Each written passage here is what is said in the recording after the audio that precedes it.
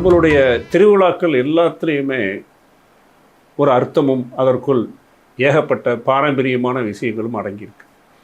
விருதுநகர் பங்குனி பொங்கல் திருவிழாங்கிறது ரொம்பவுமே ஒரு வித்தியாசமான ஒரு திருவிழா.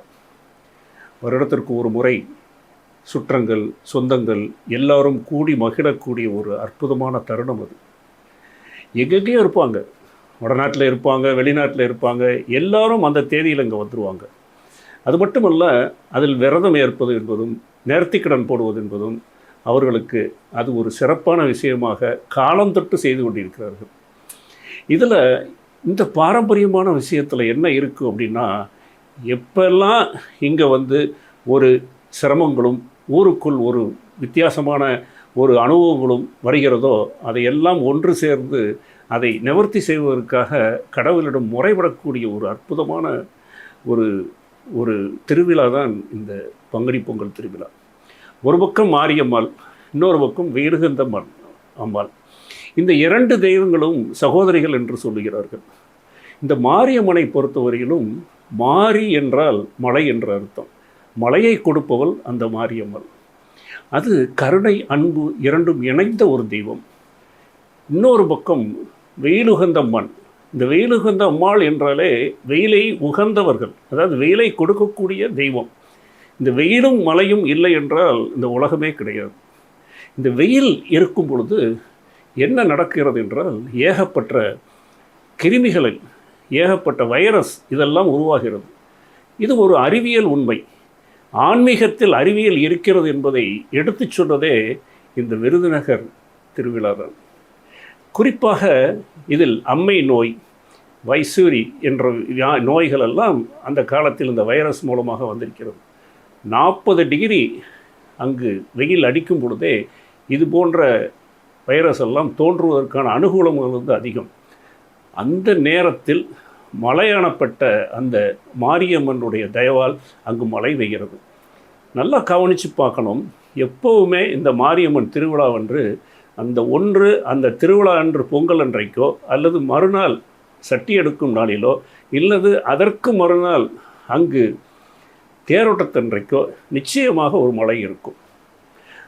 அதுவே சொல்லுகிறது, இயற்கையே அங்கு அதற்கு அந்த தெய்வத்திற்கு தலை வணங்குகிறது. இப்படி மழையாக பெய்து அந்த வெயில் தன்மையால் ஏற்படக்கூடிய அந்த சின்ன சின்ன உபாதைகளை மக்களிடம் காத்து கொள்ளுகிறது இந்த திருவிழா.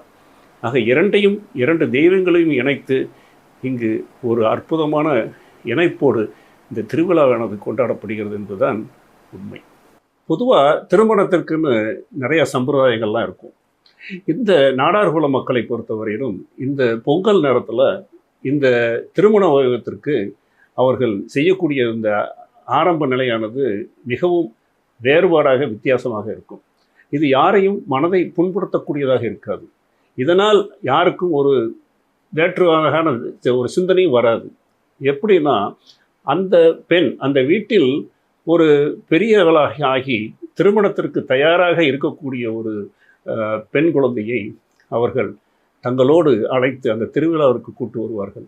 எப்படி கூட்டிகிட்டு வருவாங்க அப்படின்னா, நல்ல பட்டுச்சேலை உடுத்தி அழகாக அவர்களை ஒப்பனை செய்து தலை நிறைய மல்லிகை பூவெல்லாம் வைத்து அவளை அழைத்து வருவார்கள். இது ஒரு அருமையான அடையாளம். இப்படி ஒரு அடையாளத்தை அந்த பெண்ணுக்கு கொடுத்து அவர்கள் கூட்டி வரும்போது எங்கெல்லாம் மணப்பெண் தங்கள் வீட்டில் இருக்கிறார்களோ அவர்களெல்லாம் அந்த பெண்ணை பார்ப்பார்கள்.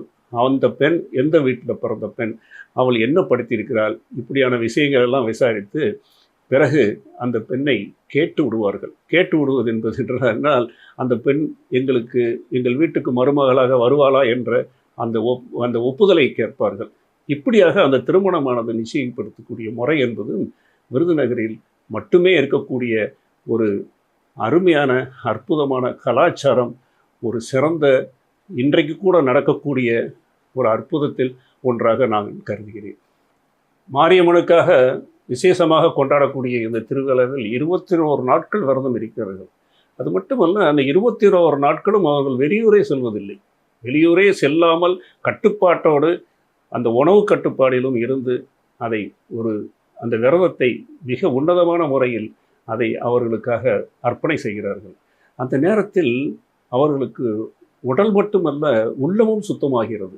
இதுதான் அதில் இருக்கக்கூடிய ஒரு அற்புதமான ஒரு இயற்கையாகவே அவர்கள் செய்யக்கூடிய ஒரு அறிவியல் உண்மை அது. இதை பலகாலமாக இதை செய்து வருகிறார்கள். இந்த இந்த காலகட்டத்தில் அவர்கள் உடல் மட்டுமல்ல, உள்ளமும் அற்புதமாக அது குணமாகிறது. அதில் அவங்க பண்ணக்கூடிய அந்த தேர் எடுப்பது, சட்டி எடுப்பது, இது மாதிரியான விஷயங்கள் எல்லாம் அதோடு இணைந்து செய்யும் பொழுது அந்த உண்மையான அந்த பக்தியும் அதில் இருக்கக்கூடிய ஆழமான அந்த ஈடுபாடும் அவர்களை மென்மேலும் உயர செய்கிறது. உண்மையில் எல்லோருக்கும் அந்த அம்மனுடைய அருள் கிடைத்து அவர்கள் மிகவும் வாழ்க்கையில் முன்னேற்றத்தோடும் மகிழ்ச்சியாகவும் வாழ்ந்து கொண்டிருக்கிறார்கள் என்பதுதான் உண்மை.